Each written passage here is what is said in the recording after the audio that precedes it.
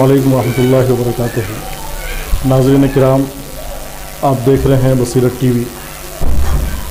आज बसीरत टीवी के खुसूसी प्रोग्राम पेशरफ्त में हमारे साथ जुड़े हैं बिहार की मशहूर शख्सियत जनाब आसिफ शेख साहब और हज़रत मौलाना अफजल परवेज़ कासमी साहब। जनाब आसिफ शेख साहब जो पेशे से ताजिर हैं, मधुबनी ज़िला के तिरमुहान से ताल्लुक़ है उनका, मुंबई में अपनी तिजारत करते हैं और समाजी खिदमात से जुड़कर समाज के लिए बहुत बड़ा काम करने का अपने अंदर जज्बा रखते हैं, हौसला रखते हैं, अपने अंदर दर्द रखते हैं।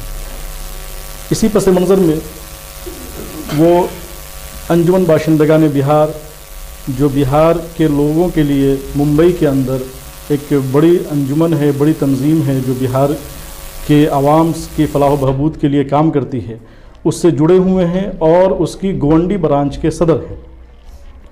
तो आज हम जनाब आसिफ शेख साहब और मौलाना अफजल परवेज़ कासमी साहब जो हमारे साथ जुड़े हैं खुसूसी तौर पर, आज हम उनसे अंजुमन बाशिंदगान बिहार के जो कारनामे हैं, अंजुमन बाशिंदगान बिहार के जो मुस्तक़बल के अज़ाइम हैं, अहदाफ़ व मक़ासिद हैं, उस पर हम गुफ्तगू करेंगे।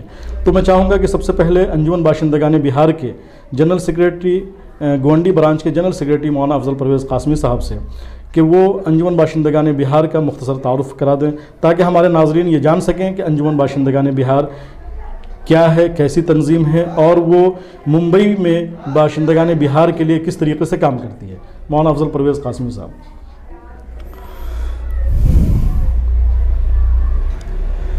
अंजुमन बाशिंदगान बिहार ये बहुत पुरानी तंजीम है और इस तंजीम को जो बड़ों ने, बुज़ुर्गों ने बनाया, इसकी बुनियाद डाली, तो उनका जो मकसद था, उनका मकसद ये था कि जो बिहार के अंदर, बिहार के जो लोग मुंबई के अंदर मुकीम हैं, यहाँ आते हैं, कारोबार करते हैं और उनका कोई पुरसान हाल नहीं होता, तो उनकी मदद के लिए, उनकी हेल्प के लिए ये तंजीम बनाई गई थी कि किसी भी बिहारी के ऊपर किसी भी तरीके की कोई मुसीबत आए, परेशानी आए, तो उसको हल किया जाए, उसको जो है उसका हल निकाला जाए, उसकी परेशानी को दूर की जाए।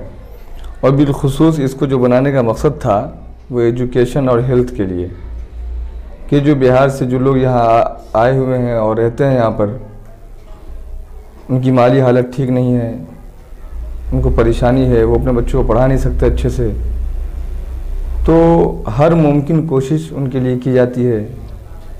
पैसे की ज़रूरत पड़ती है तो अंजुमन पैसा भी देती है, दाखिले की ज़रूरत है, दाखिला नहीं हो रहा है तो वहाँ पर जो भी तरीक़े होते हैं पैरवी के, सिफारिश के, उस तरीके से जो है करके उसका दाखिला भी कराया जाता है। और जो लोग परेशान हाल हैं, बीमार होते हैं, तो उनके इलाज व मुआवजा के लिए जो कमी बेसी रहती है उसको भी पूरा किया जाता है। और हम लोग भी जुड़े हुए हैं, हम लोग भी 4 साल से हैं अंजुमन के अंदर, तो हम लोगों को तो एक हल्का दिया गया है, गोंडी के अंदर है, हम लोग गोंडी के अंदर काम करते हैं। तो अल्हम्दुलिल्लाह हर साल 12-14 बच्चों का एडमिशन अल्हम्दुलिल्लाह हम लोग कराते हैं। इस साल भी अल्हम्दुलिल्लाह हमने 11-12 बच्चों का एडमिशन कराया, उसका पूरा का पूरा खर्च जो है हम लोगों ने खुद बर्दाश्त किया। मौलाना अफजल परवेज़ साहब, अंजुमन बाशिंदगान बिहार के हवाले से बात चल रही है, आप गोंडी ब्रांच के जनरल सेक्रेटरी हैं। ज़रा हमारे नाज़रीन को जो बसीरत टीवी देख रहे हैं उन्हें आप ये बता दें कि अंजुमन बाशिंदगान बिहार का क़याम किस सन में अमल में आया था? अंजुमन बाशिंदगान बिहार का क़याम 1978 में हुआ था। तो ये जो आप बच्चों का जो एडमिशन कराते हैं, ये किस लेवल के बच्चे होते हैं? यानी कि स्कूल, प्राइमरी स्कूल के बच्चे होते हैं या हायर एजुकेशन वाले बच्चे होते हैं? प्राइमरी वाले भी आते हैं और हाई स्कूल वाले भी आते हैं। अच्छा। और हमारे पास जो बच्चे आते हैं मौलाना, वो आमतौर से जो कमज़ोर बच्चे होते हैं, जिनका कोई पुरसान हाल नहीं होता, वही बच्चे हमारे पास आते हैं। अच्छा, अब हम अंजुमन बाशिंदगान बिहार के गोंडी ब्रांच के सदर जनाब आसिफ शेख साहब से गुफ्तगू करेंगे और हम ये जानना चाहेंगे कि जनाब आसिफ शेख साहब ये अपने बतावें कि अब तक उन्होंने क्या कहते हैं, किस तरीके का अंजुमन बाशिंदगान बिहार के प्लेटफॉर्म से किस तरीके के अब तक उन्होंने कारनामे अंजाम दिए हैं और इंशाअल्लाह ताला हम चाहेंगे कि वो अपने मुस्तक़बिल के अज़ाइम का भी हमारे नाज़रीन को बताएं। तो जनाब आसिफ शेख साहब, आप पेशे से एक ताजिर हैं जी। अल्लाह ने आपको बड़ी अच्छी तिजारत से नवाजा है जी। और समाजी खिदमात में भी आप लगे रहते हैं, माशाल्लाह हर मामले में पेश रहते हैं। तो अंजुमन बाशिंदगान बिहार जो गोंडी ब्रांच है, इसके कितने टर्म से आप सदर हैं और अब तक आपने अपने दौरान सदारत, मुद्दत सदारत में जी किस तरीके के फलाही और रिफाही काम अंजाम दिए? देखिए, अल्हम्दुलिल्लाह जब से मैं सदर की जिम्मेदारी संभाला गोंडी ब्रांच के, लगभग कुछ 6-8 महीना हुआ होगा। इससे पहले भी काफ़ी काम होता रहा अंजुमन के थ्रू, और हमारे मौलाना साहब जो काफ़ी दिनों से जुड़े हुए हैं इनसे, और हम थोड़ा सा कारोबार की वजह से थोड़ा सा दूर थे, लेकिन काफ़ी प्रेशर हुआ लोगों का कि आसिफ भाई एक ज़िम्मेदारी, आप इस चीज़ में थोड़ा सा आप आइए ताकि आपके ज़रिए लोगों को कुछ फ़ायदा पहुँचे। तो आए, इसमें आने के बाद जो है जहाँ तक हम लोगों से हुआ, जैसे कि गोंडी में हमने मेडिकल कैंप भी किया, और गरीब परेशान हाल जो है, बेवाएँ हैं, यतीम हैं, बच्चे हैं, इन लोग के घर पे कुछ राशन वगैरह का भी इंतज़ाम जो हम लोग वो प्रोग्राम को भी अंजाम दिए। हाँ, तो इस तरीके से गाए बगाए जो मतलब हम लोगों से हो पाता है अंजुमन के ज़रिए, तो इंशाअल्लाह मतलब इसमें कहीं पे कोई कोताही नहीं होती है और हमेशा करते रहते हैं। आप ज़रा सा हमारे नाज़रीन को ये बताना चाहेंगे कि अंजुमन बाशिंदगान बिहार ज़ाहिर सी बात है कि रिफाही तंजीम है, फलाही तंजीम है, जी जी, जिसका मकसद है कि बिहार से ताल्लुक़ रखने वाले ऐसे अफराद जो भी मुंबई में मुकीम हैं अपने मुख्तलिफ कारोबार के लिए, मुख्तलिफ चीज़ों के लिए, तो आप उनके फलाह बहबूद के लिए काम करते हैं। तो इसके फंडिंग का इंतज़ाम कैसे होता है? जो खर्चे होते हैं, अखराजात हैं, मसलन आपने अभी बताया कि मेडिकल कैंप करते हैं जी, तो फंड का इंतज़ाम आप कैसे करते हैं? फंड का इंतज़ाम ऐसा है कि अभी हमारे जो बिहार के लोग जो यहाँ हैं, जो कारोबार से जुड़े हुए हैं, तो अक्सर जो है रमज़ान के वक्त में जो है कुछ हेल्प वगैरह जो लोग निकालते हैं, तो वो अंजुमन में आता है और वो रकम अंजुमन में जमा रहती है। तो उसी रकम को जो है हम लोग मतलब देख करके एरिया को कि भाई इस एरिया में मतलब वाकई इस चीज़ की ज़रूरत है, दवा की ज़रूरत है, यहाँ पे मेडिकल कैंप लगाना चाहिए, तो वहाँ से भी हम लोगों को हेल्प मिल जाती है। और बाकी कुछ पर्सनल भी हम लोग अपना उसमें इनवाइट करते हैं, अपने तौर पर भी करते हैं, ये अपने ज़ाती खर्च जी। एक मैं ये जानना चाहूँगा आपके ज़रिए, आपके हवाले से कि नाज़रीन को आप बताएं कि यहाँ ज़्यादातर जो बिहार से ताल्लुक़ रखने वाले लोग हैं जी, वो छोटे मोटे कारोबार और बिलखुसूस ज़्यादातर ज़री है या इस तरीके से मजदूरी वगैरह है जी जी। तो आपने क्या महसूस किया कि उनके किस तरीके के मसाइल ज़्यादातर आते हैं जिसको आपको हल करने में परेशानी होती है, या जिसको हल करने के लिए आपको किस तरीके के मसाइल उनके ज़्यादा होते हैं? इसमें मसाइल ये रहता है कि हमारे बिहार के जो छोटे छोटे बच्चे लोग यहाँ आते हैं जी, जरी वगैरह का कारोबार है या बैग वगैरह का कारोबार है, अदर और भी बाकी बहुत सारे कारोबार है जिसके इसमें नौकरी करने के लिए आते हैं यहाँ, तो वहाँ कुछ परेशानी है माँ बाप के, या फिर बच्चे उस लायक नहीं है या घर उस लायक नहीं है जिसकी वजह से बच्चे को भेज दिया जाता है।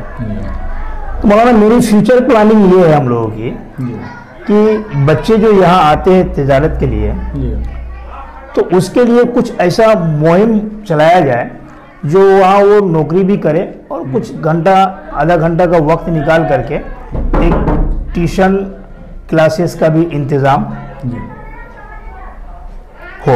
माशाल्लाह, ये बड़ी अच्छी बात है और ये समझिए कि आपने जो अज़्म का इजहार किया बहुत अच्छा है, क्योंकि जाहिर सी बात है कि हम लोगों ने भी महसूस किया है और हम लोगों ने भी देखा है कि उमूमन जो बिहार से जो लोग आते हैं यहाँ, ख़ासतौर से कम उम्र में आ जाते हैं, वो ज़्यादातर पढ़े लिखे तो होते नहीं हैं, बिल्कुल घरेलू मजबूरी, घरेलू माशरे, बहुत सारे मसले रहते हैं जी की वजह से आते हैं, और यहाँ आने के बाद वो ऐसे काम में लग जाते हैं कि फिर पूरी ज़िंदगी उनको पढ़ने का मौका नहीं मिलता है। उसकी वजह से उनको सफ़र में और भी बहुत सारी जगहों पे उन्हें दुश्वारी का सामना करना। यही सोच करके हम लोग सोचे कि कम से कम आधा पौना घंटा 1 घंटे का वक्त अगर इस तरह का कोई इदारा हो जिसमें मतलब आधा पौना घंटे का वक्त वो दे करे, कम से कम कुछ लिखना पढ़ना जो है वो जान जाए, ताकि दूसरे का मोहताज ना हो। रेलवे स्टेशन पे स्टेशन का नाम क्या है, जी, या कोई जगह पे जाना है तो कहीं पे कुछ पूछना है तो वो मतलब खुद पढ़ लेवे कि मुझे यहाँ पे इजी पहुँच सकूँ। यकीनन क्या कहते हैं ये मैं नाज़रीन को बताना चाहूँगा कि ये इनका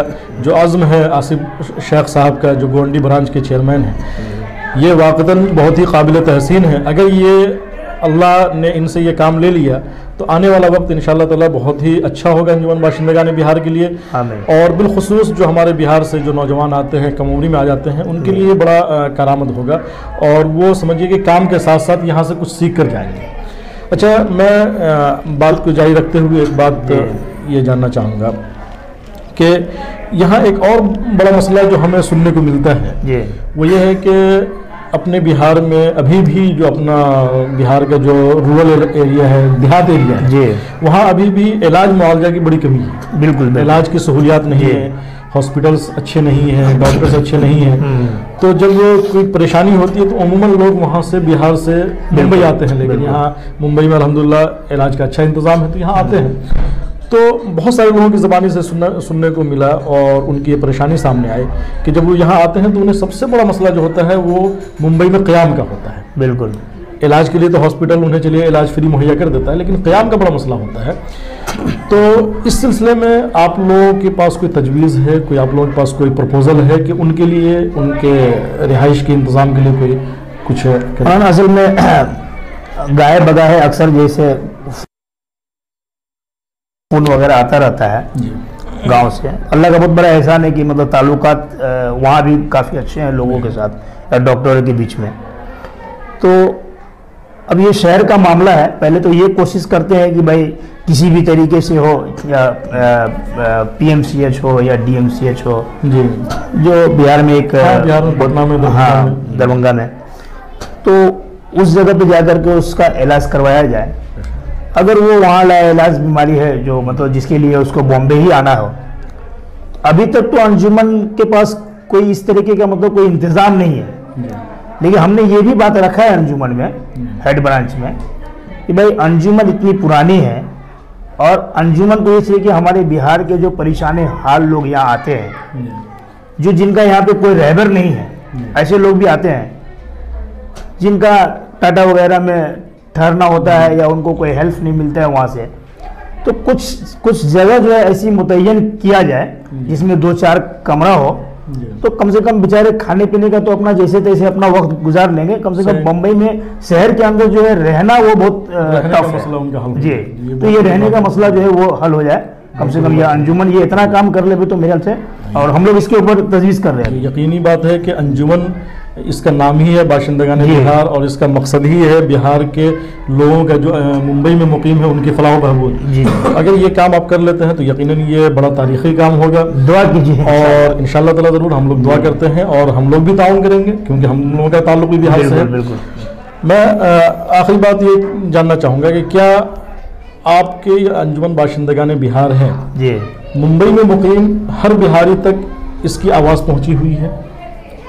आपको क्या लगता है कि अभी मज़ीद काम करने की ज़रूरत है या आप लोगों की आवाज़ अंजुमन बाशिंदगान बिहार से हर फर्द वाकिफ़ है इस सिलसिले? मुझे तो ऐसा लगता है कि अंजुमन बाशिंदगान बिहार को शायद कोई ऐसे होंगे जो नहीं जानते होंगे, बाकी 99% फर्द तो जो है जो जानते ही अंजुमन बाशिंदगान बिहार को। अच्छा, तो आपके पास कोई ऐसा निज़ाम है कि मसलन मुंबई के किसी बिल्कुल साइड एरिया में कोई बिहार का कोई फ़र्द है, उसके साथ वहाँ कोई मसला आता है, तो क्या वो आपसे आपके हेड क्वार्टर से या आपके मुख्तलिफ ब्रांचों से बराह रास्त ताल्लुक़ कायम कर सकता है अपने मसाइल के हल के लिए? ऐसा कोई इंतज़ाम है आपके पास? ऐसे इंतज़ाम तो नहीं है। अभी कुछ दिन पहले एक वाक़या गुजरा था, हमारे बिहार से मोतिहारी डिस्ट्रिक्ट के एक शख्स थे जिनके साथ कुछ तबीयत वगैरह ख़राब था, तो उनका एक्सपायर हो गया था जेजे हॉस्पिटल में। तो वो बेचारे पता करते करते अंजुमन में पहुँचे थे हेड ब्रांच में, और हमारे हेड ब्रांच के जो सेक्रेटरी हैं महमूदुल हसन हाकिमी साहब, जनरल सेक्रेटरी, हाँ जनरल सेक्रेटरी हैं, उन्होंने काफ़ी मेहनत किया। उनके लिए जो हो सका, पूरी तरीके से मैं वाकिफ़ नहीं हूँ, लेकिन जहाँ तक मुझे ये है कि उनकी बॉडी को भी पूरी तरीके से ये पूरा इंतज़ाम करके उनके मुकाम तक पहुँचाया गया। बड़ी अच्छी बात है जी। तो हम लोग जैसे लोगों को कुछ पता चले, या हमारा किसी भी 3 ब्रांच है हमारी अंजुमन की, धरावी में है, बॉम्बे में है और गोंडी में है। तो ये तीनों ब्रांच में किसी भी फर्द के पास अगर कोई कॉल आता है जो वाकई ज़रूरतमंद है, तो मुझे लगता है कि जो जिम्मेदार लोग हैं इंशाल्लाह कहीं पे कोई कोताही महसूस नहीं करते हैं। हर तरह से अपनी कोशिश ये रहती है कि मैं उस तक जो है पहुंचूं। खुदाया आरज़ू मेरी यही है, मेरा नूरे बसीरत आम कर दे। आप देख रहे हैं बसीरत ऑनलाइन, बेबाक बेलाग हक्का तरफदार।